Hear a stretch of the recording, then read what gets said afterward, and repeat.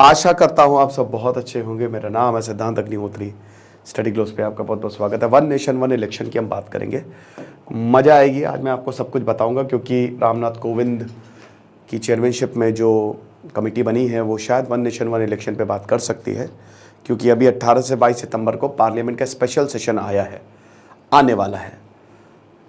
तो बात करेंगे वन नेशन वन इलेक्शन की, लेकिन उससे पहले दोस्तों 490 का जीएस पेपर 2 का पार्ट है ये, और 490 रुपये में हमने ये आंसर राइटिंग कोर्स निकाला है। हर जगह 10-10, 15-15 हज़ार के ये बिक रहे, हम सिर्फ और सिर्फ 490 जीएसटी सहित।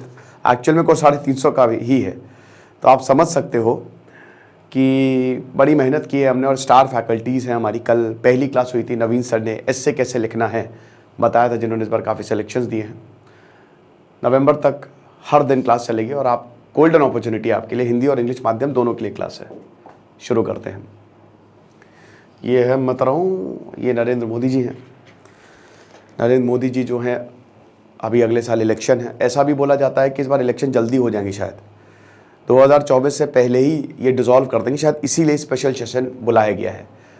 But one nation one election पे बहुत ज़्यादा बात हो रही है, तो चलो भारत के इलेक्शन की बात करते हैं सबसे पहले, ठीक है। देखो, भारत में जो असेंबलीज़ हैं वो कब बनी थी? वो 1853 का चार्टर एक्ट आया था, ठीक है, ब्रिटिश इंडिया लेके आई थी, तब जाके भारत को असेंबलीज मिली थी 1909 में। लेकिन ये इनडायरेक्ट इलेक्शन होते थे, खाली नॉमिनेटेड मेंबर्स आते थे। 1909 में डायरेक्ट इलेक्शन हुए, ठीक है, जब कम्युनल इलेक्टोरेट आया, मिंटो मॉर्ले रिफॉर्म की। जो मुस्लिम्स है वो मुस्लिम को वोट देंगे, हिंदू हिंदू को वोट देंगे। बट वोटिंग राइट लिमिटेड थे, हर कोई वोट नहीं कर सकता था। वही वोट कर सकता था जो अमीर थे, खाली 5% जनता वोट कर सकती थी। अगर आपके पास, आप एजुकेटेड हैं, आप अमीर हैं, आपके पास प्रॉपर्टी, आप ही वोट कर सकते थे।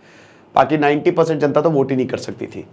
1919 में इसका विस्तार हुआ, ठीक है, और वोटिंग राइट्स और ज़्यादा दिए गए। लेकिन 1935 में 1935 का जो गवर्नमेंट ऑफ इंडिया एक्ट है वो सबसे बड़ा साबित हुआ, क्योंकि वहाँ पे प्रोविंसेस में इलेक्शंस हुए, और इलेक्शंस और ज़्यादा, मतलब यहाँ पे ताकत दी गई। और आज़ादी के बाद 1947 में भारत यूनिवर्सल एडल्ट फ्रेंचाइज पे चला, यानी कि अगर आप 21 साल के हैं तो आप वोट दे सकते हैं। बाद में 1989 का जो 61st अमेंडमेंट एक्ट है, तो उसमें राजीव गांधी ने इस उम्र को 18 साल कम किया। 21 साल में आप वोट दे सकते हैं। और भारत उस समय वो राज्य बना, वो देश बना जिसने औरतों को भी वोटिंग राइट दिया। बहुत उस समय यूरोपियन देशों में भी औरतों के पास वोटिंग राइट नहीं थे, समझ रहे? तो ये चीज़ है। तो अब अगर हम अभी बात करते हैं, तो उसके बाद फिर क्या हुआ कि 1951 में इलेक्शन हुए, हमारा संविधान आ गया। 1951 में इलेक्शन हुए। 1951 में representative of the people act भी आया, ठीक है, कि कैसे कंडक्ट होगा जो भी एमपी एमएलएज हैं असेंबलीज के अंदर, कब कब उनको सस्पेंड किया जा सकता है। ये संविधान में नहीं लिखा था। आर्टिकल 83(2) कहता है कि हर 5 साल में इलेक्शन हो गया। आर्टिकल 172 कहता है कि विधानसभा में हर 5 साल में इलेक्शन, 5 साल टर्म जो है वो दिया गया है, ठीक है। 85 कहता है कि जो गैप होगा पार्लियामेंट के बीच वो 6 महीने से ज़्यादा नहीं होगा। तो अब उसके बाद 1951 में इलेक्शन हुए। 17 करोड़ वोटर जो है वो रजिस्टर हुए। 36 करोड़ एलिजिबल थे, 17 करोड़ जो है वो रजिस्टर हुए। इतनी पॉपुलेशन भी थी भारत की, 36 के आसपास। 1951 2 चरण में इलेक्शन हुए, एक अक्टूबर 1951 और दूसरा 1952। तो 100 दिन के अंदर अंदर, 3 महीने के अंदर अंदर, ये अक्टूबर से फरवरी तक इलेक्शन हुए, और इंडियन नेशनल कांग्रेस की सरकार आई। 364 सीटों के साथ बहुमत मिली। अब 1952 में जो इलेक्शन हुए थे वो साइमल्टेनियस थे, सब जगह एक ही इलेक्शन, हर राज्य और केंद्र में एक ही इलेक्शन, और कांग्रेस ही जीती, कांग्रेस का ही दबदबा रहा। फिर से 5 साल बाद 1957 में इलेक्शन हुए, फिर से कांग्रेस जीती। 1 पार्टी सिस्टम थी, बहुत सारी पार्टी, बट इसमें कांग्रेस ही जो है वो जीत के बार बार आ रही थी, क्योंकि जवाहरलाल नेहरू बहुत ही भयानक, बहुत ही कैरिज्मेटिक लीडर थे। ओके, तो 1957 में दोबारा कांग्रेस आई। फिर से 1962, 15 साल तक फिर से इलेक्शन हुए, और इलेक्शन हर जगह एक ही साथ हो रहे हैं। राज्यों में भी एक जगह हो रहे हैं, केंद्र में भी एक जगह हो रहे हैं, तो इलेक्शन बिल्कुल एक हो रहे हैं, टेंशन की बात नहीं है। तो फिर से कांग्रेस की सरकार आई। फिर जवाहरलाल नेहरू को 1964 में देहांत हुआ, लाल बहादुर शास्त्री का देहांत 1965 में, और फिर इंदिरा गांधी आई। 1967 में इलेक्शन हुए, लेकिन यहां से दिक्कतें शुरू हुई क्योंकि कांग्रेस बट गई थी। राज्यों में पावर खो दी, राज्यों में कांग्रेस की सरकार थी, कांग्रेस की सरकार गई काफी राज्यों में, ठीक है, यहां से दिक्कतें शुरू हुई। तो अब जो इलेक्शंस एक जगह, याद रखिएगा मैं लोकल इलेक्शंस की बात नहीं कर रहा हूं। अभी भी अगर वन नेशन वन इलेक्शन की बात है तो लोकल इलेक्शंस उन्हें इंक्लूडेड नहीं है। खाली 4 ही दुनिया भर में 3 ही ऐसे देश हैं, बेल्जियम, स्वीडन और साउथ अफ्रीका, जहां पे एक साथ इलेक्शन होते हैं। स्वीडन में हर जगह पूरा इलेक्शन वो एक ही जैसा साथ होता है, सेंटर का भी, राज्यों का भी और लोकल का भी। भारत अगर ऐसा करता तो भारत चौथा देश हो जाएगा, लेकिन किसी भी डेमोक्रेसी के लिए बड़ा मुश्किल होता है, इतना आसान नहीं है। ठीक है, भारत एक प्रोसीजरल, आपको पता है कि भारत डायरेक्ट डेमोक्रेसी नहीं, इनडायरेक्ट डेमोक्रेसी है। तो 1967 में खेला बदल गया और 1970 में तो भैया केंद्र की ही सरकार चली गई, सरकार खत्म, क्योंकि कांग्रेस बढ़ गई, कांग्रेस ओ और कांग्रेस आई। ठीक है, 1971 में दोबारा इलेक्शन हुए जिसमें अगेन इंदिरा गांधी जीत के आई। फिर 1975 में इमरजेंसी लग गई, 1977 में और सरकार। अच्छा, इस बीच राज्य भी टूट रहे हैं, राज्य भी टूट रहा है भाई। 1969 के बाद भी कई राष्ट्रपति शासन 356 आर्टिकल 356 का यूज करके कई जगह सरकारों को बर्खास्त कर दिया गया, और 1975 में तो इमरजेंसी ही लग गई। फिर 1977 में जनता पार्टी आई, यानी कि कांग्रेस गई। फिर ये 1979 में जो है सरकार गिरी। फिर 1980 में इलेक्शन हुए। तो जो वन नेशन वन इलेक्शन चलता आ रहा था वो 1967 के बाद एकदम बर्बादी हो गया। ठीक है, राज्य के अलग हो रहे हैं, केंद्र के अलग इलेक्शन हो रहे हैं। ओके, फिर उसके बाद 1980s में इलेक्शन हुए, 1984 में फिर कांग्रेस इंदिरा गांधी रही। फिर 1989, अब ये 1989 तक इंडियन नेशनल कांग्रेस रही, और उसके बाद फिर 1989 से लेकर 1991 तक 2 साल तक कोलिशन एरा रहा, यानी कि फिर से वन नेशन वन इलेक्शन की बैंड बज गई, राज्य में अलग और पूरी तरीके से बैंड बज गई। फिर 1991 से लेकर 1996 तक पीवी नरसिम्हा राव आए, कांग्रेस की सरकार रही। अब इसके बाद 1996 से लेकर 2014 तक कभी बहुमत आया ही नहीं किसी के पास। अटल बिहारी वाजपेयी की भी जो सरकार थी 1998 से लेकर 2004 तक, वो भी 14 पार्टी को साथ में लेकर चल रहे थे। कांग्रेस की भी जब 2004 से लेकर 2014 तक सरकार रही है तो वो भी बहुमत की सरकार नहीं रही। लेकिन नरेंद्र मोदी 272 पार लेके आए, है ना, और 2019 में तो 300 पार लेके आए वो। ठीक है, तो अभी बहुमत की सरकार है। अब यहां पे वन नेशन वन इलेक्शन की बात हो रही है। तो पहली बात तो वन नेशन वन इलेक्शन की बात अगर हो रही है तो हर जगह एक इलेक्शन, लेकिन अगेन मैंने क्या बताया, सबसे पहले तो देखिए इसमें 2 चीजें हैं। एक तो है आप करवाओगे कैसे, मतलब अभी कर्नाटक में इलेक्शन हुए, गुजरात में इलेक्शन हुए, वेस्ट बंगाल में अभी इलेक्शन हुए, तो वहां पे अभी इलेक्शन हुए। जो इलेक्शन जैसे हरियाणा, दिल्ली, हिमाचल प्रदेश, हिमाचल प्रदेश में भी अभी हुए थे, हरियाणा, दिल्ली हो गया और राजस्थान हो गया, एमपी हो गया, यहां पे इलेक्शन होने वाले हैं, अगले 2 सालों में इलेक्शन होंगे। उनको समझाना आसान है, लेकिन जिनके अभी वही इलेक्शन खत्म हुए हैं, वेस्ट बंगाल हो गया, कर्नाटक हो गया, गुजरात हो गया, हिमाचल प्रदेश हो गया, चलो जहां पे बीजेपी की सरकार है आप उनको शायद समझा भी लोगे, लेकिन बाकियों को कैसे समझाओगे? क्योंकि आप समझ रहे हो ना कि 5 साल से पहले पहले आपको ये चीजें खत्म करनी पड़ेंगी, 5 साल से पहले पहले,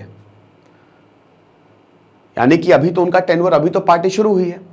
चलो अगर आप इनको मनवा भी लेते हो तो फिर आपको अमेंडमेंट करना पड़ेगा बहुत सारे आर्टिकल में, ये अपने में ही बहुत बड़ी एक्सरसाइज है।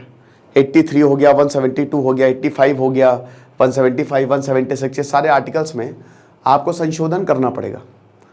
ठीक है, क्योंकि भाई सीधा सीधा 83(2) ये कहता है कि लोकसभा का जो टेन्योर है वो 5 साल रहेगा, विधानसभा का टेन्योर है 172 कहता है कि वो 5 साल रहेगा, है ना। तो ये चीजें हैं। उसके बाद फिर आपको संशोधन के लिए लो आर्टिकल 368 का यूज करना पड़ेगा।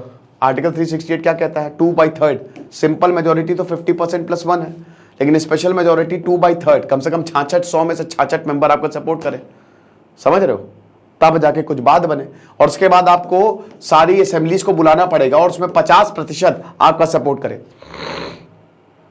यानी कि एक तरीके से पूरे देश की असेंबली को आपको इकट्ठा करके उनको भी मनवाना पड़ेगा। तो अपने में बहुत बड़ी एक्सरसाइज हो लगने लगी है ना। तो ये चीज है। वन नेशन वन इलेक्शन के फायदे क्या है? बिहार में अकेले 300 करोड़ खर्च हुए थे, 2014 के इलेक्शन में 4000 करोड़ खर्च हुए, 2019 के इलेक्शन में ऐसी 5000 करोड़ के करीब खर्च हुए। तो इतना पैसा जो है वो खर्च हो रहा है, 3000, 4000, 5000। तो सबसे पहले तो ये पैसा बच जाएगा, आप इन पैसों को बचा सकते हो, कोई और अच्छे कामों में लगा सकते हो। क्यों? दूसरा, model code of conduct MCC आचार संहिता लग जाती है, जिसकी वजह से कोई भी कामकाज नहीं होता है। तीसरा, पुलिस, पूरी पुलिस इलेक्शन में बिजी हो जाती है, क्योंकि साल दर साल भारत में इलेक्शन चलते हैं। केंद्र के नहीं तो राज्य के हो रहे हैं, राज्य के नहीं तो शहर के हो रहे हैं, शहर के नहीं तो गांव के हो रहे हैं, गांव के नहीं तो बाईपास इलेक्शन हो रहे हैं। परेशान हो जाते हैं कि भैया हमको हमारा काम करने दो, प्लीज प्लीज काम कर लेने दो। तो एक तो पुलिस लॉ एंड ऑर्डर देखे कि इलेक्शन देखे, एडमिनिस्ट्रेटिव मशीनरी, सारी एडमिनिस्ट्रेटिव फोर्सेस, सेना हो गई, जनता क्या मतलब जो बाकी विभाग हो गए, सरकारी स्कूल जितने भी टीचर्स उनकी छुट्टी कैंसिल, सब इलेक्शन में आओ। तो ये जो पूरी मशीनरी है वो इलेक्शन में लग जाती है ना। फिर उसके बाद ये सारी चीजें हम बचा सकते हैं, ठीक है, और जनता का भी टाइम बचेगा, जनता खुश, एक ही बार वोट देना है, दैट्स इट, खेल खत्म। एक ही बार वोट देना है, बार बार वोट नहीं देना है, वोट दो, खत्म करो, सरकार आए, मस्त। लेकिन प्रॉब्लम कहां है? मुझे जो सबसे बड़ी प्रॉब्लम लगती है, मैं अपनी बात बता रहा हूं, वो है अकाउंटेबिलिटी की। भाई एक बात बताओ, जब 5 साल में इलेक्शन हो रहा है तो ये जितने नेता ना खाली 5 साल बाद ही आपको दिखेंगे, उससे पहले कोई दिखेगा नहीं। अभी हर साल इलेक्शन होते हैं, हर साल। अब देखो मैं आपको एक चीज बताता हूं, जैसे अब आप एग्जांपल लो, 1952, 57, 62 ये वन पार्टी ही सिस्टम था, इंडियन नेशनल कांग्रेस। लेकिन 1977 के बाद रीजनल पार्टीज का उदय हुआ, यानी कि ज्यादा रिप्रेजेंटेशन हुआ। आरजेडी आई, जेडीयू आई, बीजेपी आई, ठीक है, बहुत सारे दल जो हैं, डीएमके, एआईडीएमके, टीडीपी, बहुत सारे आपका टीएमसी, तो जितनी भी पार्टीज आपको छोटी छोटी दिख रही है ना, ये 1980s के बाद इनका उदय हुआ है। यानी कि ज्यादा रिप्रेजेंटेशन, लोकल मुद्दों को ज्यादा उठाया जाता है। तो अगर मान लो एक ही दिन इलेक्शन हुए तो एक तो अकाउंटेबिलिटी नहीं रहेगी, खेल खत्म। और उसके बाद वन पार्टी डोमिनेंस हो सकता है, क्योंकि नेशनल मुद्दों को ज्यादा। भाई हिमाचल प्रदेश, आज जैसे अभी कल ही मैं बात कर रहा था, मैं अभी टॉय ट्रेन से गया था, ठीक है, जब अभी शिमला गया था मैं, तो ऐसा सैनिक रूट मैंने अपनी जिंदगी में नहीं देखा। वो बहुत ही खूबसूरत था, पहाड़ों के बीच से होते हुए ट्रेन जो गुजरती है। कालका से जो जर्नी थी मेरी शिमला की 5 घंटे की, पैसा वसूल। लेकिन आज उस पर आ गई है लैंडस्लाइड, और वो बहुत पैसा देती है, अच्छा खासा रेवेन्यू जो है टॉय ट्रेन से आता है। अब लैंडस्लाइड के चक्कर में पता नहीं वो ट्रेन कब शुरू हो, पता नहीं किस रूप में आकर, ठीक है, तो पता नहीं वो ट्रेन कब शुरू हो। तो अब जब ट्रेन बहुत टाइम बाद शुरू होगी तो इससे होगा क्या? इससे होगा ये कि बहुत बड़ा लॉस है हिमाचल को, है ना। तो अभी क्या, अभी आपको चाहिए पैसे। सुखविंदर सिंह सुक्खू बोल रहे 2000 करोड़ के करीब चाहिए, लेकिन 200 करोड़ के करीब सैंक्शन हुए हैं। हिमाचल बर्बाद है। ये बहुत बड़ा लोकल मुद्दा है। अब अगर वन नेशन वन इलेक्शन होगा तो शायद ऐसे मुद्दों को दरकिनार कर दिया जाए कि बाद में पहले पाकिस्तान पे बम मारेंगे। तो ये एक बहुत बड़ा मुद्दा हो सकता है कि भाई यहां पे केंद्र के ही मुद्दे चलेंगे, रीजनल मुद्दे खत्म हो जाएंगे। और मोस्ट इंपॉर्टेंट थिंग अकाउंटेबिलिटी। बेटा ये जो चीज है ना अकाउंटेबिलिटी, कि यहां पे हर वक्त कंपटीशन रहता है ना। कोई भी पार्टी को घमंड नहीं होता कि हाँ मेरी सरकार है, रोटेशन होता रहता है। फिर उसके बाद वही कि अगेंस्ट दी डेमोक्रेसी और अगेंस्ट दी कॉन्स्टिट्यूशन चला जाए। संविधान में आपको बहुत कुछ संशोधन करना पड़ेगा। और डेमोक्रेसी के अगेंस्ट की वही है कि भाई आप क्या जबरदस्ती किसी की सरकार को बर्खास्त कर दोगे क्या? ऐसा तो होगा नहीं, बड़ा मुश्किल, बहुत बवाल हो जाएगा, है ना। इलेक्शन कमीशन ने 2015 में यह सुझाव रखा था कि एक डेट रख दो। ऐसा आप ये सरकार के हिसाब से ना चलो, एक डेट रख दो कि अब मतलब अब अगर मान लो कोई सरकार हटती भी है तो प्रेसिडेंट रूल करे, वो संवैधानिक पद खाली ना रहे, ठीक है। जैसे मान लो कि अगर 5 साल का टेन्योर है, 3 साल में सरकार गिर गई तो अगली जो सरकार चुनी जाएगी वो 2 साल तक ही चुनी जाएगी। मतलब वो टर्म के हिसाब से होगा, डेट के हिसाब से होगा, सरकार के हिसाब से नहीं होगा। तो ये एक अच्छा, एक फीजिबल ऑप्शन जो है वो हो सकता है। तो हम ये देख रहे हैं कि ऐसा नहीं है कि नया आइडिया है, it's not a novel idea. इससे पहले भी ये चीजें जो हैं वो हो चुकी हैं। हम 1952 से लेकर 67 तक हुए हैं, लेकिन वो इंटेंशनली नहीं थे, वो हो गए फ्लो में, वो हो नहीं था। लेकिन जैसे ही ये पार्टी टूटेगी, क्योंकि democracy is all about this, वो चीजें खराब होंगी ही होंगी। तो अभी तो भारत में यही चाह रही है, but one nation one election में अब देखो ऐसा नहीं है कि वन नेशन वन इलेक्शन 6-7 महीने में ये होगा पूरा, 1 साल, जैसे 2014 पूरा डिसाइड हो सकता है वो पूरे साल दर साल इलेक्शन चल रहे हो, है ना। ऐसा नहीं कि एक ही दिन या 1 महीने में ये सब कुछ पूरा हो जाएगा, कि इतना आसान जो है वो नहीं होता है, ठीक है। तो फिर उसके बाद हाँ, कॉस्ट का भी इशू है। इलेक्शन कमीशन ने भी बोला है कि हमको फिर आप 30 लाख कम से कम ईवीएम दो, वीवीपैट की भी जरूरत पड़ेगी, जिसमें 10,000 करोड़ का खर्चा आएगा, इमीडिएट खर्चा। ठीक है, अभी हमारे पास 13 लाख के करीब कंट्रोल यूनिट हैं, तो ये भी एक बड़ी समस्या है। बट देखो भैया, मोदी सरकार है, कुछ भी हो सकता है, कुछ भी कर सकते हैं। ठीक है, और नरेंद्र मोदी भाई, मतलब आप समझ लो कि वो डिसीजन ले सकते हैं, है ताकत उनकी, तगड़े इंसान है वो।